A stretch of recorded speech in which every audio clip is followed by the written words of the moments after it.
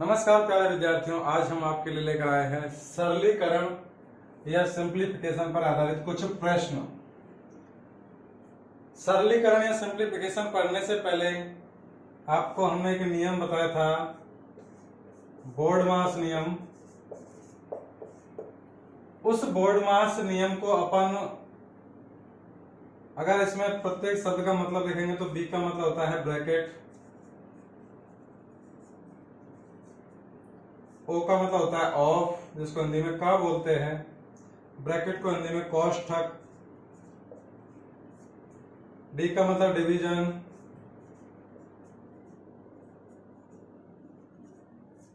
यानी भाग, एम का मतलब मल्टीप्लिकेशन, गुणा, ए का मतलब एडिशन,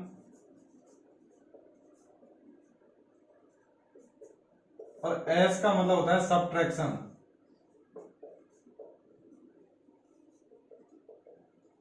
यानी माइनस। अब ये बोर्ड मास में पहला जो अक्षर है बी, ब्रैकेट, इस ब्रैकेट में चार प्रकार के ब्रैकेट हो सकते हैं। रेखाबंदी कोष्ठक, जिसको विनकुलम बार बोलते हैं, एक छोटा कोष्ठक हो सकता है जिसको सर्कुलर ब्रैकेट बोल सकते हैं, एक मंझला कोष्ठक होता है इसको कर्ली ब्रैकेट बोलते हैं, और एक होता है बड़ा कोष्ठक यानी बॉक्स ब्रैकेट।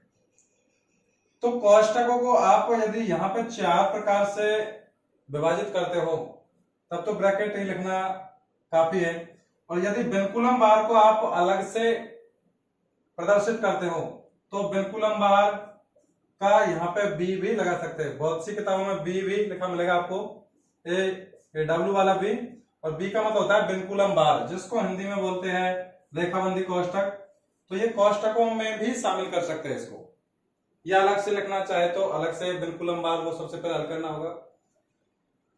तो यदि ब्रैकेट है, ब्रैकेट में ये चारों कोष्ठकों का क्रम है, सबसे पहले रेखाबंदी कोष्ठक या विनकुलम बार, उसके बाद छोटा कोष्ठक यानी सर्कुलर ब्रैकेट, कर्ली ब्रैकेट यानी मंझला कोष्ठक, सबसे लास्ट में बड़ा कोष्ठक। यदि किसी सवाल में कोष्ठक नहीं है, कोष्ठक के बाद आपको हल करना होता है ऑफ। ऑफ को बोलते हैं हिंदी में का, जैसे 3 का 5, 10 का 6। अब एक का मतलब गुणा ही होता है, लेकिन यदि किसी सवाल में एक साथ आपको का मिल जाए और गुणा मिल जाए तो पहले आपको का यानी ऑफ हल करना होगा। ब्रैकेट और ऑफ के बाद यदि आपको किसी सवाल में भाग, गुणा, प्लस और माइनस मिल जाए तो सबसे पहले भाग करना होगा, उसके बाद गुणा, उसके बाद प्लस और उसके बाद बाकी। इसको अपन ने एक द्वय के माध्यम से भी समझ सकते हैं इसको, कि का को पहले तोड़कर, यदि किसी सवाल में कोष्ठक नहीं है तो का को पहले तोड़कर ता पीछे दो भाग, गुणा करो, धन जोड़ो, ऋण को दो घटाए। अर्थात का को पहले तोड़कर ता पीछे दो भाग, गुणा करो, धन जोड़ो, ऋण को दो घटाए। रे बच्चों, ऋण को दो घटाए। ये इनको याद रखने का एक तरीका है। अब इनको याद रखने का एक छोटा सा तरीका और है कि यदि आपको, हालांकि ये सभी को याद हो जाता है लेकिन फिर भी कोशिश करता हूं, भाग, गुणा, प्लस और माइनस, इनको याद करने का एक शॉर्ट तरीका, कि यदि आपको किसी दिन आपके घर वाले या आपके स्कूल वाले एक ऑफर दें कि आज आपके लिए एक ऑफर है कि आप निःशुल्क यात्रा कर सकते हो, उसका पूरा खर्चा स्कूल वाले कहेंगे तो हम स्कूल वाले देंगे, या फिर घर वाले कहें तो मान लीजिए हम घर वाले देंगे, आपको निःशुल्क यात्रा करनी है। आपके पास चार ऑप्शन है, हवाई जहाज यानी एरोप्लेन, एक ट्रेन है जो पूरी तरीके से एसी वाली है, एक 4 व्हीलर है कार, और एक है साइकिल।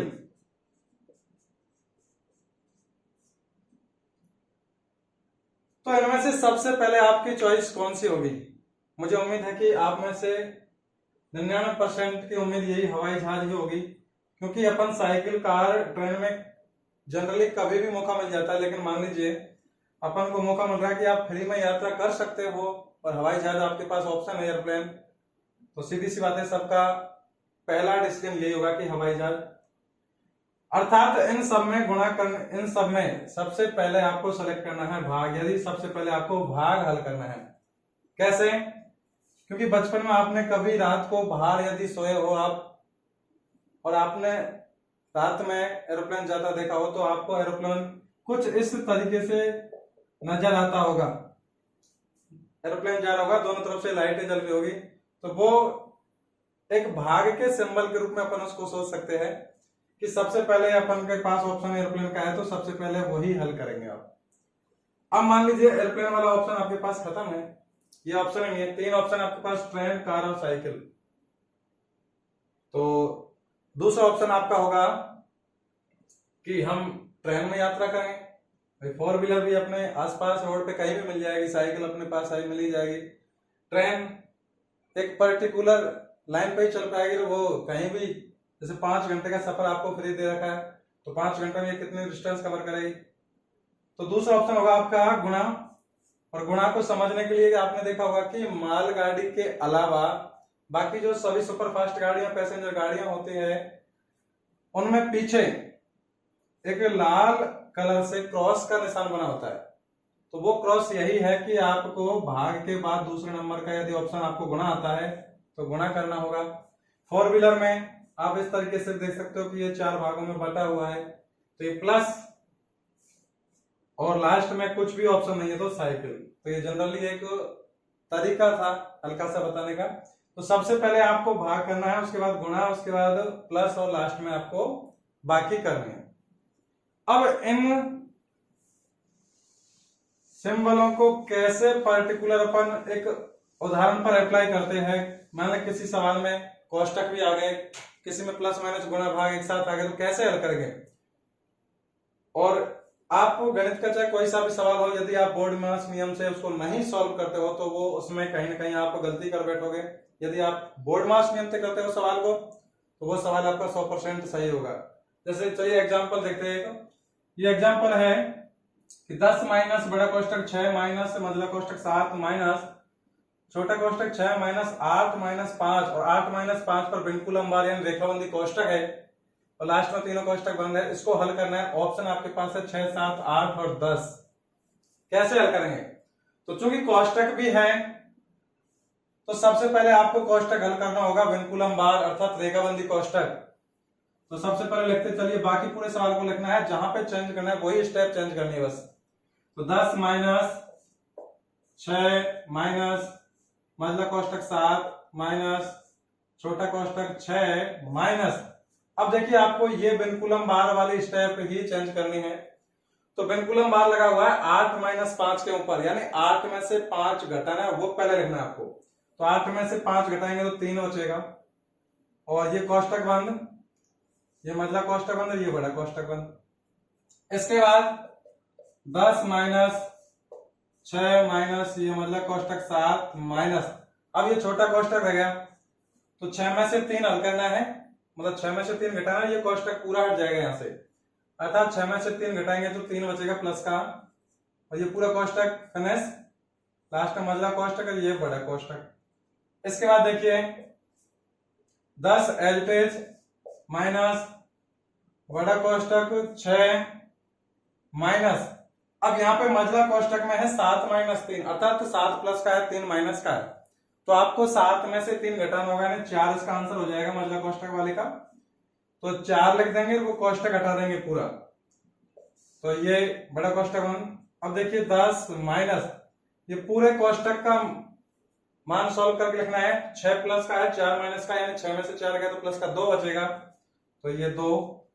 अब 10 प्लस का है 2 माइनस का है, अर्थात 10 में से 2 घटाएंगे तो इसका आंसर आ जाएगा प्लस का 8, जो ऑप्शन नंबर सी में है। अर्थात इस प्रश्न का आंसर हो गया प्लस का 8।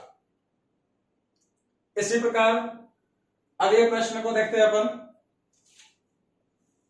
प्रश्न चाहे कोई सा भी हो, आपके दिमाग में ये कंसेप्ट क्लियर होना चाहिए कि बोर्ड मास नियम ही अप्लाई करना है। किसी सवाल में यदि कोष्टक है सभी, तो कोष्टकों का भी क्रम है। यदि कोष्टक के अंदर भी कहीं प्लस माइनस गुणा भाग है तो उनमें भी सबसे पहले यदि प्लस माइनस गुणा भाग है कोष्टक में तो आपको भाग हल करना होगा, फिर गुणा, फिर प्लस, फिर माइनस। जैसे नेक्स्ट सवाल है 75 माइनस 4 गुणा 13 प्लस 12 भाग 6 और 13 प्लस 12 भाग 6 पर बन लग रहा है रेखाबंदी कोष्टक। तो सबसे पहले 75 एज माइनस 4 गुणा रेखाबंदी कोष्टक, ध्यान रखना 13 प्लस 12 भाग 6 पर लग रहा है, अर्थात पहले आपको ये स्टेप हल करनी होगी। और इसमें भी प्लस भी है भाग भी है, तो पहले प्लस हल होगा, अर्थात 12 में से 12 में भाग देना होगा आपको 6 का। भाग का नियम यह है कि भाग के चिन्ह से पहले वाली संख्या में भाग देना होता है पीछे वाली संख्या का। तो ये हो जाएगा 4 गुणा 13 एज इट इज प्लस 12 में 6 का भाग देंगे तो 2। अब ये बिल्कुल हम इतनी संख्या पर रह जाएगा और ये कोष्टक बंद। लास्ट में करना आपको 75 माइनस 4 गुणा, अब बिल्कुल हम बार लग रहा है 13 प्लस 2 पर, तो 13 प्लस 2 को जोड़ देंगे दोनों को, 13 2 15 हो जाएगा, कोष्टक बंद।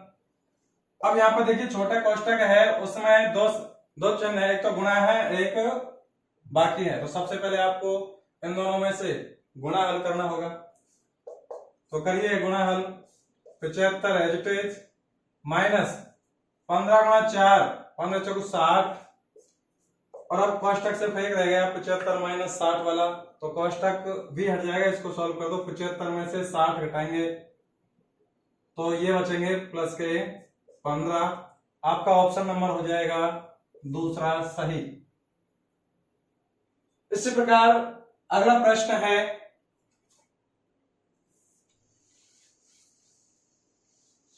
अगला प्रश्न है 32 माइनस 48 भाग 36 माइनस 27, छोटा कोष्टक 27 माइनस 16 माइनस 9 पे बार है, फिर तीनों कोष्टक बंद है। लास्ट में ये ऑप्शन दे रखे आपके पास 28 29 30 और 520 बटे 17। तो सबसे पहले प्रोसेस वही है कि आपको जहां चेंज करना है वही स्टेप चेंज करने, बाकी पूरे सवाल को एज इट इज लिखते चलो।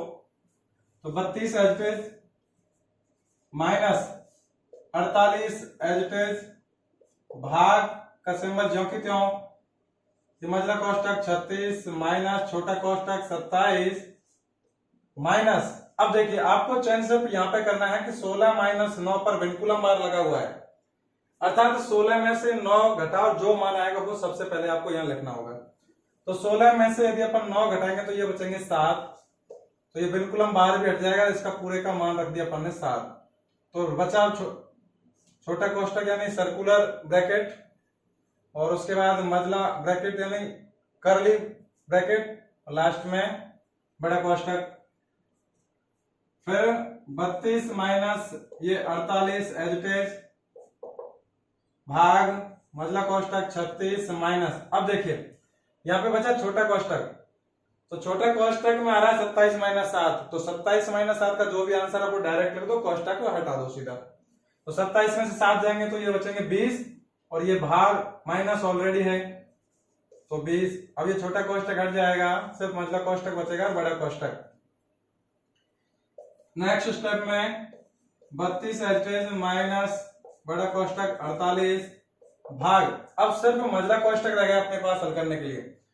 तो 36 प्लस का है 20 माइनस का, यानी 36 में से 20 घटाएंगे तो यहाँ पे बचेंगे आपके पास 16, तो ये 16 लिख दिया, कोष्टक हटा दिया पूरा, और बड़ा कोष्टक। नेक्स्ट स्टेप में 32 एज इट इज माइनस, तो माइनस भाग आ गया, कोष्टक है, कोष्टक में सिर्फ भाग वाला पद है तो पूरा कोष्टक का मान रख दो।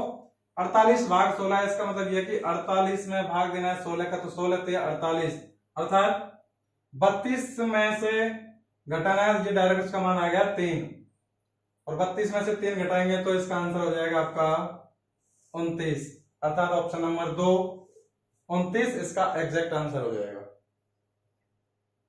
तो इस प्रकार प्रश्न चाहे कोई सा भी हो, आपके पास यदि कंसेप्ट बोर्डमास वाला नियम सही है और उसको अच्छे से प्रैक्टिकली आपको करना आता है, कैलकुलेशन में कहीं गलती नहीं करोगे आप, तो निश्चित ही उस प्रश्न का आंसर आपका सही आएगा।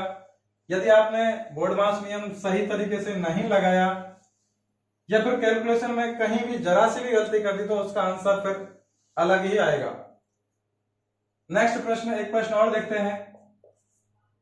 तो इसमें सभी कोष्टक हैं, तो क्रमवार से चलेंगे। जो सबसे पहले कोष्टक हल करना होगा वो है छोटा कोष्टक। तो बाकी पूरा सवाल ऐसे लिखते चलो।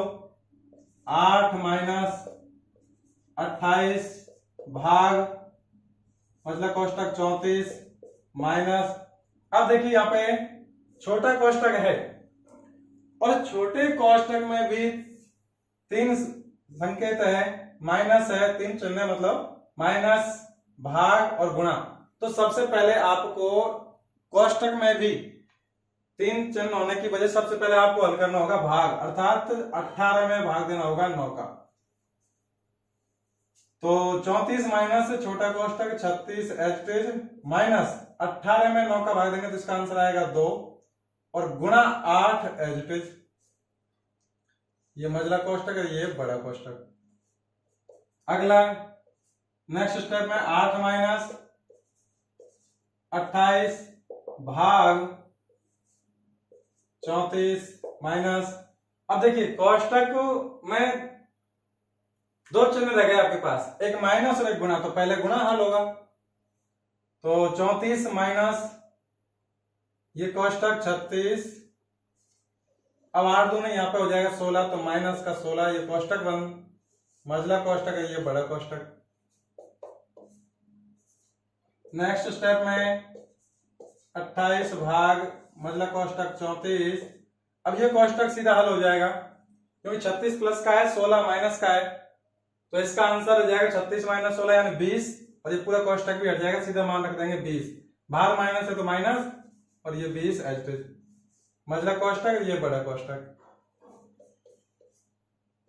तो 8 माइनस 28 भाग, अब यहां पे देखिए 34 प्लस का है 20 माइनस का है और कोष्टक में सिर्फ यही स्टेप है, 34 माइनस 20, तो कोष्टक हट जाएगा, 34 में से 20 घटाएंगे 14 बचेगा, वो सीधा लिख देंगे अपन, तो 14 और ये रह गया बड़ा कोष्टक। अब देखिए 8 माइनस, यहाँ पे भाग है तो सिर्फ इसको हल कर दो, कोष्टक हट जाएगा सीधा। 28 में भाग देंगे, इसको लिखने की जरूरत नहीं है कोष्टक को, 28 में भाग देंगे 14 का, ये आएगा 2 आंसर, 14 दूनी 28 और अब लास्ट में बचा 8 माइनस 2 अर्थात 6, तो इस प्रश्न का आंसर हो जाएगा आपका 6। इस प्रकार सवाल सिंप्लीफिकेशन के स्टार्ट यहीं से होते हैं बोर्डमास नियम पर आधारित। अब ये हो सकता है कि आप किस एग्जाम के लिए प्रिपरेशन कर रहे हो, उसी के अकॉर्डिंग उस प्रश्न का लेवल हो सकता है।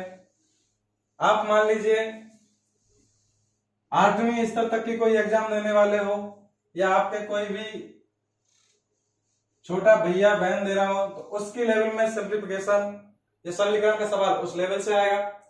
आप 10वीं लेवल की एग्जाम दे रहे हो या फिर 12वीं लेवल की दे रहे हो या फिर एसएससी सीजीएल लेवल की दे रहे हो, तो उसी टाइप का उसी लेवल का प्रश्न आपके सामने रखा जाएगा एग्जामिनर द्वारा। अब इसमें एक सवाल और है लास्ट, इसको भी सॉल्व करके देखते हैं। तो सबसे पहले देखिए यहाँ पे सभी कोष्टक है अपने पास, यहाँ पे रेखाबंदी कोष्टक है, तो ये कोष्टक ही हल होगा। तो 10 गुणा 10 प्लस 400 भाग 100 माइनस छोटा कोष्टक 50। अब देखिए यहाँ पे माइनस लग रहा है तो ये माइनस लगा दिया, रेखाबंदी कोष्टक लग रहा है 3 गुणा 10 के ऊपर, अर्थात पहले आपको 3 गुणा 10 का मान रखना होगा। तो 3 गुणा 10 ये होता है 30, तो यहाँ पे रख दिया 30 और ये कोष्टक भी हट गया रेखाबंदी कोष्टक और दोनों की जगह पे मान रख दिया 30। अब छोटा कोष्टक मझला कोष्टक, ये बड़ा कोष्टक। तो 10 गुणा 10 प्लस 400 भाग 100 माइनस, अब ये छोटा कोष्टक है 50 माइनस 30, छोटे कोष्टक में सिर्फ ये मान है 50 माइनस 30, तो 50 में 30 जाएगा 20 बचेगा, तो कोष्टक भी हटा दो, सीधा इसका आंसर लिख दो 20 और ये कोष्टक हट जाएगा तो ये बचेगा मझला कोष्टक और लास्ट में बड़ा कोष्टक। तो 10 गुणा 10 प्लस बड़ा कोष्टक 400 भाग, अब ये मझला कोष्टक का मान देखिए 100 माइनस 20 अर्थात 100 प्लस का 20 माइनस का, तो इसका आंसर हो जाएगा 80। तो ये कोष्टक फिनिश हो जाएगा यहां से, लास्ट में बड़ा कोष्टक। आगे है 10 गुणा 10 प्लस, अब यहाँ पे बड़ा कोष्टक है और उसमें सिर्फ रह गया भाग, अर्थात 400 में भाग देना 80 का, तो 400 में भाग देना 80 का, आप ऐसे काट सकते हैं 0 से 1 0, 40 में 8 का भाग देंगे तो 8 पंजे 40, यानी 5 बार भाग जाएगा, तो इस पूरे कोष्टक का मान आ जाएगा 5। अब देखिए कोष्टक हल होने के बाद फिर दोबारा से गुणा हो गया, गुणा रह गया प्लस रह गया, तो सबसे पहले बोर्ड मास नियम के अकॉर्डिंग अभी अपन चल ही रहे, तो सबसे पहले गुणा हल होगा, यानी 10 गुणा 10 100 और इसमें जोड़ना है प्लस 5, तो ये हो जाएगा 105, अर्थात इस प्रश्न का आंसर हो जाएगा आपका 105। तो ऑप्शन नंबर डी इसका सही करेक्ट आंसर हो जाएगा। इस प्रकार अपन सिंप्लीफिकेशन एक्सरसाइज के सभी क्वेश्चनों की अच्छे से प्रैक्टिस करते हैं, तो आपकी ये प्रश्नावली बहुत अच्छे से तैयार हो सकती है। यह कि स्टार्टिंग आप सरल सवालों से कीजिए, धीरे धीरे आप अपने प्रश्नों का लेवल भी बढ़ाते चलिए। डायरेक्ट आप ऐसे सवालों में ना उलझे जो आपको थोड़ी दिक्कत क्रिएट कर रहे हो, प्रॉब्लम क्रिएट कर रहे हो, या फिर आपके डायरेक्ट समझ में नहीं आ रहा हो, तो स्टार्टिंग छोटे सवालों से कीजिए और धीरे धीरे प्रैक्टिस करोगे तो आपके धीरे धीरे समझ में आने लग जाएंगे। ये प्रश्नावली आपकी बहुत ही अच्छे से कवर हो जाएगी। और भी इसी प्रकार की बेसिक जानकारी प्राप्त करने के लिए आप हमारे चैनल से जुड़े रहिए। फिर मिलते हैं एक छोटे से ब्रेक के बाद, तब तक के लिए धन्यवाद।